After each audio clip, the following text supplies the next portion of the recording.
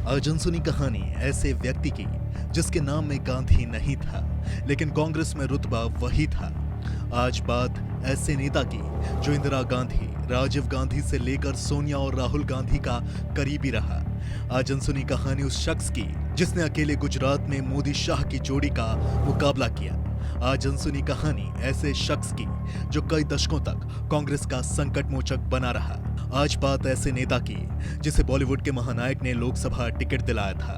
आज अनसुनी कहानी कांग्रेस के कद्दावर नेता रहे अहमद पटेल की। नजर नजर में उतरना कमाल होता है, नजर नजर में उतरना कमाल होता है, नफस नफस पे बिखरना कमाल होता है। बुलंदी पे पहुंचना कोई कमाल नहीं, लेकिन बुलंदी पे ठहरना कमाल होता है। साल 1977 इमरजेंसी के बाद देश में लोकसभा चुनाव हुए तो कांग्रेस के कई दिग्गज नेताओं की करारी हार हुई। खुद प्रधानमंत्री इंदिरा गांधी भी चुनाव हार गईं। लेकिन एक 26 साल का नौजवान गुजरात के भरूच से कांग्रेस के टिकट पर लोकसभा चुनाव जीतकर उसने दिल्ली में दस्तक दी। उस नौजवान का नाम अहमद पटेल था, जो आगे चलकर कांग्रेस का संकट मोचक बना। जब जब कांग्रेस लड़खड़ाई तब अहमद पटेल ने पार्टी की नैया पार लगाई। भाजपा की सरकार बनने के बाद 3 महीने अंदर हम लोग मंगल पे पहुंच गया हमारा। तो मैं उनसे पूछना चाहता हूं कि क्या ये गड्ढा था? पर कैपिटा इनकम जो हमने बढ़ाई वो गड्ढा था, और आप जो कर रहे हैं वो गड्ढा है या आपने भरा हुआ है? अगस्त 1949 को गुजरात के भरूच में अंकलेश्वर के पास स्थित पीरामन गांव में जन्मे अहमद पटेल के पिता मोहम्मद इश्क जी पटेल इलाके के नामी कांग्रेसी नेता थे। उन्हीं से अहमद पटेल ने सियासत के गुर सीखे और आगे चलकर गुजरात के दूसरे ऐसे मुस्लिम बने जिन्होंने लोकसभा चुनाव जीता। उनसे पहले एहसान जाफरी ने लोकसभा चुनाव जीता था। अहमद पटेल के लोकसभा टिकट मिलने के पीछे बड़ी दिलचस्प कहानी है। दरअसल अहमद पटेल को टिकट दिलाने में बॉलीवुड के महानायक अमिताभ बच्चन का हाथ माना जाता है। ये वो दौर था जब बॉलीवुड में Amitabh Bachchan angry young man के नाम से अपनी पहचान स्थापित कर चुके थे। कांग्रेस हाईकमान के साथ उनकी नजदीकियां थीं। 1977 में जब लोकसभा चुनाव हो रहे थे तो अमिताभ बच्चन ने इंदिरा गांधी से 26 साल के अहमद पटेल को टिकट देने की सिफारिश की थी।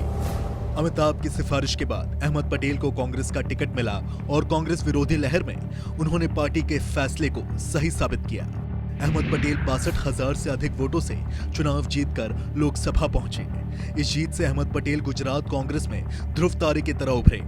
देखते ही देखते वो प्रधानमंत्री इंदिरा गांधी की आंखों के तारे हो गए। कांग्रेस हाईकमान के करीब आने के बाद अहमद पटेल ने कभी पीछे मुड़कर नहीं देखा। आखिरी वक्त तक वो कांग्रेस के खेवनहार बने रहे। नेहरू युग से अब तक कांग्रेस के नेतृत्व से अलग 3 ताकतवर नेताओं का नाम लिया जाए तो संजय गांधी और राहुल गांधी के बीच अहमद पटेल को ही जगह मिलेगी। तीनों ही नेताओं को कांग्रेस में ऐसी पोजीशन मिली कि दस्तखत के लिए बगैर कलम चला ही एक इशारे पर सबको नचवाते रहे। 2004 से 2014 के कांग्रेस की अगुवाई वाले शासन की बात करें तो मनमोहन सिंह कैबिनेट में मंत्रियों के नाम तय होने से लेकर आगे पीछे कांग्रेस के मुख्यमंत्रियों के नाम पर भी अहमद पटेल की हामी ही मुहर का काम करती रही।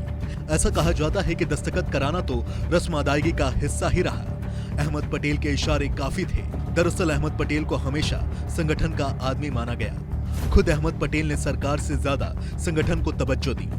पहली बार अहमद पटेल चर्चा में तब आए जब 1985 में तत्कालीन प्रधानमंत्री राजीव गांधी ने उन्हें ऑस्कर फर्नांडिस और अरुण सिंह के साथ अपनी संसदीय सचिव बनाया था। राजीव गांधी के तीनों सचिव की जोड़ी को अमर अकबर एंथनी कहा जाता था। कांग्रेस में अहमद पटेल के गहरी पैठ के पीछे उनका त्याग भी रहा है।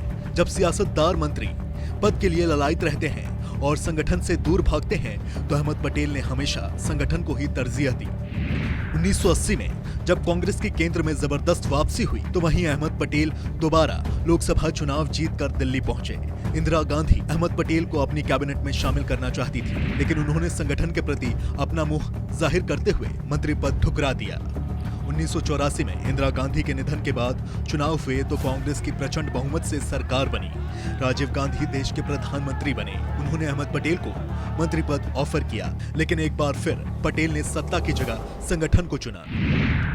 अहमद पटेल का क्रिकेट से जुड़ा भी एक किस्सा बेहद मशहूर है। दरअसल एक क्रिकेट मैच के दौरान माधवराव सिंधिया ने अहमद पटेल को डांट लगाई थी, जिससे वो इतना घबरा गए थे कि सेंचुरी के करीब पहुंचकर आउट हो गए। बात 1980 से 81 की सर्दियों की है, जब सांसदों के बीच एक सद्भावना क्रिकेट मैच खेला गया था। अहमद पटेल मैदान पर ताबड़तोड़ बैटिंग कर रहे थे। पटेल के बल्ले से चौके छक्के निकल रहे थे। दूसरे छोर पर माधवराव सिंधिया बैटिंग कर रहे थे, लेकिन अहमद पटेल की धुआंधार बैटिंग के आगे सिंधिया को स्ट्राइक नहीं मिल रही थी। ऐसे में उनका धैर्य जवाब दे गया। वे अहमद पटेल के पास पहुंचे और कहा कि आप मुझे बैटिंग क्यों नहीं दे रहे। उन्होंने सख्त लहजे में कहा कि आप काफी बैटिंग कर चुके हैं, अब दूसरों को भी करने दें। माधवराव सिंधिया ने अहमद पटेल से कहा कि क्या मैं यहाँ केवल दौड़ने के लिए आया हूँ। माधवराज की डांट से अहमद पटेल इतना घबरा गए कि जानबूझकर आउट हो गए। अहमद पटेल जब पवेलियन लौटे तो उनसे किसी ने पूछा कि आप आउट क्यों हो गए। तब अहमद पटेल ने कहा, और क्या करता। सिंधिया गुस्सा हो रहे थे। वे कांग्रेस के बड़े नेता हैं और मैं छोटा सा सांसद हूँ। कांग्रेस में अच्छा खासा रसूख रखने वाले अहमद पटेल ने हमेशा पर्दे के पीछे राजनीति की और सियासी समीकरणों को कांग्रेस की तरफ मोड़ा। नगर पालिका चुनाव से सियासी सफर की शुरुआत करने वाले अहमद पटेल 3 बार लोकसभा सांसद और 5 बार राज्यसभा सांसद रह चुके थे। उनके दोस्त, विरोधी और सहकर्मी उन्हें अहमद भाई कहकर पुकारते थे। विरोधी दलों के बीच वो ऐसी कड़ी थे जो उन्हें कांग्रेस से जोड़ते थे। अहमद पटेल के ममता बनर्जी, मायावती और चंद्रबाबू नायडू से अच्छे संबंध थे। इसके अलावा गैर एनडीए और गैर यूपीए क्षेत्रीय दलों के बीच भी उनकी अच्छी पैठ थी। नौकरशाही, मीडिया और कारोबारी घरानों तक अहमद पटेल की पहुंच के बारे में भला कौन नहीं जानता। कांग्रेस के भीतर भी इस तरह के कई किस्से सुनने को मिल जाते हैं। रैलियों और आयोजन की बेहतर व्यवस्था में अहमद पटेल का कोई जोड़ नहीं था। अपनी समझदारी और गोपनीय ढंग से वो चंद घंटों के अंदर पैसा, भीड़, प्राइवेट जेट और तमाम सुविधाएं मुहैया कराने में माहिर थे। मतलब पॉलिटिकल मैनेजमेंट में उम्दा खिलाड़ी थे। यूं तो अहमद पटेल का कांग्रेस में कद काफी बड़ा था, लेकिन वे आम इंसान की तरह जीना पसंद करते थे। फ्लाइट की जगह अक्सर वो ट्रेन में सफर करते थे, जिससे आम लोगों से जुड़ा जा सके। टीवी के शोर के अलावा वो शांति से अखबार पढ़ना पसंद करते थे, क्योंकि उनका मानना था कि आम आदमी की नब्ज जानने के लिए अखबार बेस्ट है। शायद यही वजह थी कि वो गुजरात में मोदी शाह की जोड़ी का मुकाबला कर पा रहे थे। 2017 गुजरात राज्यसभा चुनाव में उन्होंने बीजेपी के चाणक्य कहे जाने वाले अमित शाह के हौसले को पस्त कर दिया था। दरअसल सोनिया गांधी का मानना था कि अहमद पटेल ही गुजरात में मोदी शाह की जोड़ी को चुनौती दे सकते हैं। हालांकि अहमद पटेल राज्यसभा उपचुनाव नहीं लड़ना चाहते थे, लेकिन सोनिया राहुल के मनाने पर वो राजी हो गए। इसके बाद उन्होंने चुनाव लड़ने का फैसला लिया। अहमद पटेल चुनावी मैदान में उतरे। अमित शाह ने इसे चैलेंज के तौर पर लिया। अमित शाह ने मन बना लिया कि अहमद पटेल को राज्यसभा नहीं पहुंचने देना है, क्योंकि अमित शाह कांग्रेस की जड़ पर वार करना चाहते थे। वो गुजरात कांग्रेस के नेता अहमद पटेल की जीत को लेकर एक्टिव नहीं थे। हालत ये हो गई कि अहमद पटेल के चुनाव में अमित शाह और सोनिया गांधी की प्रतिष्ठा आमने सामने टकराने लगी। वोटिंग से पहले कांग्रेस के चाणक्य अहमद पटेल को शक्ति सिंह गोहिल का साथ मिला। उनके प्रयास के बाद कांग्रेस के 2 पूर्व विधायकों का वोट रद्द हो गया। वहीं जेडीयू के छोटू भाई वसामना ने अहमद पटेल से अपनी दोस्ती निभाई। अहमद पटेल को जीत के लिए 44 वोट चाहिए थे। छोटू भाई के वोट के बाद अहमद पटेल को 44 वोट मिले और वो अमित शाह की चुनौती से पार पाते हुए राज्यसभा पहुंचे।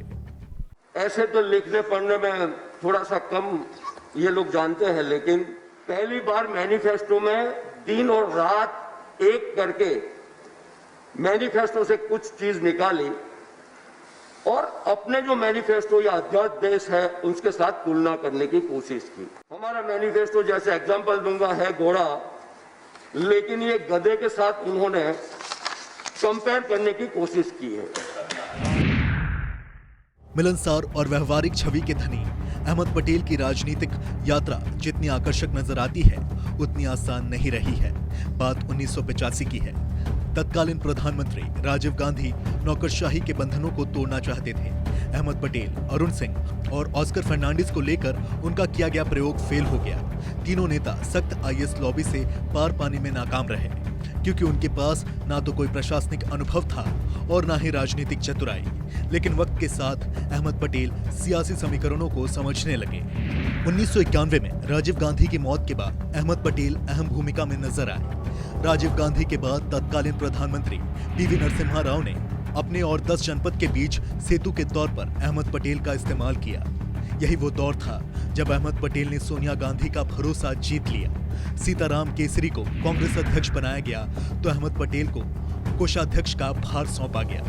हालांकि 1998 में अहमद पटेल की सोनिया गांधी से खटपट हो गई। दरअसल कांग्रेस अध्यक्ष बनने पर सोनिया गांधी ने विंसेंट जॉर्ज को निजी सचिव बनाया। कहा जाता है कि विंसेंट जॉर्ज से अहमद पटेल की नहीं बनी, दोनों में कुछ विवाद हो गया। जल्दबाजी में अहमद पटेल ने इस्तीफा दे दिया।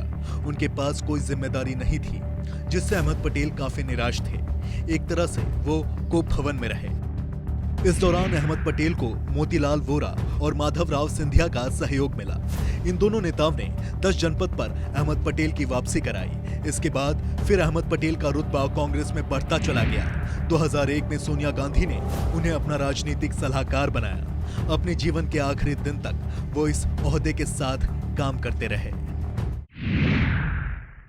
मोहम्मद इश्क जी पटेल और हवाबेन मोहम्मद भाई के घर जन्मे अहमद पटेल के पिता कांग्रेसी थे। उन्हें अपने पिता की नसीहतों को अपनी सीढ़ी बनाई और राजनीति की बुलंदियों पर पहुंचे।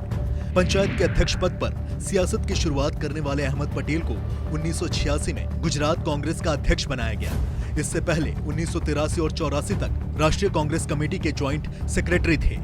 पार्टी में जब भी किसी नेता ने बगावत की तो अहमद पटेल सक्रिय होकर डैमेज कंट्रोल में जुट जाते। राजस्थान के युवा नेता सचिन पायलट ने जब मुख्यमंत्री अशोक गहलोत के खिलाफ बगावत कर दी थी, तब अहमद पटेल ही थे जिन्होंने सचिन पायलट को मनाया। वहीं 2014 में जब कांग्रेस ताश के पत्तों की तरह बिखरने लगी तो अहमद पटेल मजबूती से डटे रहे। महाविकास अघाड़ी सरकार बनने में भी अहमद पटेल की अहम भूमिका रही। वो अहमद पटेल ही थे जिन्होंने धुर विरोधी शिवसेना को लाने में सफलता हासिल की।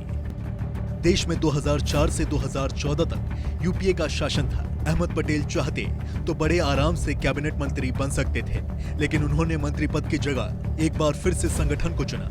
लेकिन कहा जाता है कि सोनिया गांधी, मनमोहन सिंह और प्रणब मुखर्जी के बाद अहमद पटेल सबसे ताकतवर नेता थे। अहमद पटेल के पारिवारिक जीवन की बात करें तो 1976 में मेमुना अहमद के साथ वो शादी के अटूट बंधन में बंधे। उनके 2 बच्चे हैं, एक बेटा और एक बेटी।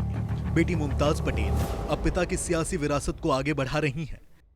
कुछ बात है कि मिटती नहीं हस्ती हमारी, कुछ बात है कि मिटती नहीं हस्ती हमारी, सदियों रहा है दुश्मन दौरे जहां हमारे।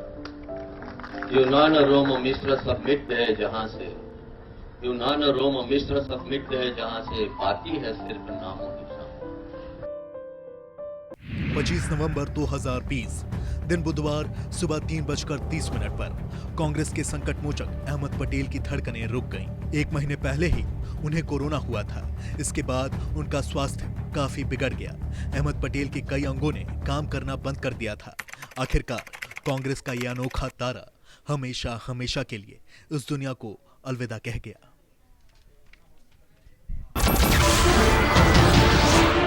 नमस्कार, मैं हूं मानक गुप्ता। अगर आपको हमारा ये वीडियो पसंद आया हो तो इसे लाइक और शेयर जरूर करें, और हां, हमें सब्सक्राइब और फॉलो करना ना भूलें ताकि आप देश और दुनिया की कोई खबर मिस ना करें। तो जुड़े रहिए हमारे साथ और देखते रहिए न्यूज़ 24।